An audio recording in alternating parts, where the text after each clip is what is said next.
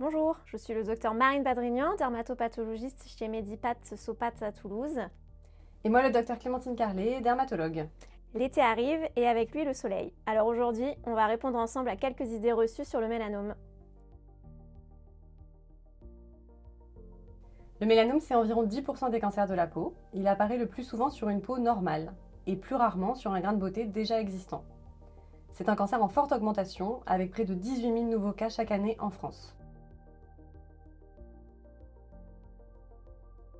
C'est faux, les UV sont le principal facteur de risque de cancer cutané, et contrairement à ce qu'on pense, ils sont présents partout en France dès qu'il fait jour, de janvier à décembre, même quand le ciel est nuageux, et même en Bretagne.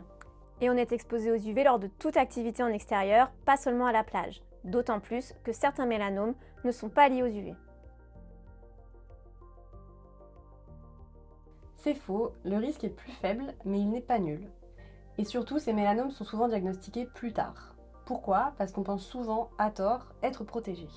Chez les peaux foncées, les mélanomes apparaissent le plus souvent dans des zones non exposées au soleil, paume des mains, plante des pieds, sous les ongles ou sur les muqueuses. En résumé, tout le monde est concerné. C'est vrai, dans 2 cas sur 3, c'est le patient lui-même qui repère une anomalie. Le bon réflexe, examiner sa peau tous les 6 mois, de la tête aux pieds, y compris les ongles et entre les orteils. Dans 80% des cas, le mélanome apparaît en dehors de tout grain de beauté.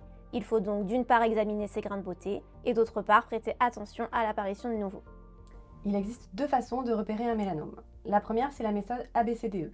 A pour asymétrie, la moitié du névus ne colle pas avec l'autre moitié. B pour bord irrégulier, avec des bords encochés, mal délimités. C pour couleur inhomogène, variant d'une zone à l'autre de la lésion.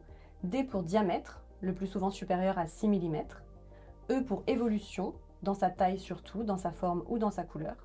Et la deuxième règle, c'est la règle du vilain petit canard, c'est-à-dire le grain de beauté qui détonne au milieu des autres, qui est trop grand, trop foncé. Un grain de beauté qui apparaît, qui change de couleur, qui grandit, qui saigne spontanément sans accrochage, il faut consulter. Vrai, mais pas totalement. La crème solaire bloque une grande partie des UV, mais la meilleure protection reste les vêtements. Les bons réflexes, porter un chapeau à bord large, des lunettes de soleil, des vêtements légers et couvrants, une crème SPF 50 appliquée en quantité suffisante et réappliquée au moins une fois dans la journée et après toute baignade ou effort qui occasionne une transpiration, éviter le soleil entre 12 et 16 heures. La protection solaire réduit le risque mais ne le supprime pas. Vrai, et c'est même essentiel. Quand il est détecté tôt, la survie à 5 ans est proche de 98%, d'où l'importance de l'autosurveillance régulière. En cas de doute, on consulte son médecin traitant qui décidera d'effectuer une exérèse pour une analyse anapathe qui confirmera la nature de la lésion. C'est faux. Le mélanome est considéré à tort comme une maladie de la personne âgée. En réalité, environ un mélanome sur 2 survient avant 50 ans. A noter que le nombre de cas chez les jeunes adultes est même plutôt en augmentation ces dernières années. Il est désormais la troisième forme la plus courante de cancer chez les 15 à 29 ans. Donc non, ça ne concerne pas que les seniors. En résumé, profitez du soleil, mais protégez-vous et surveillez votre peau. Et en cas de doute, consultez votre médecin traitant. Bon été à tous!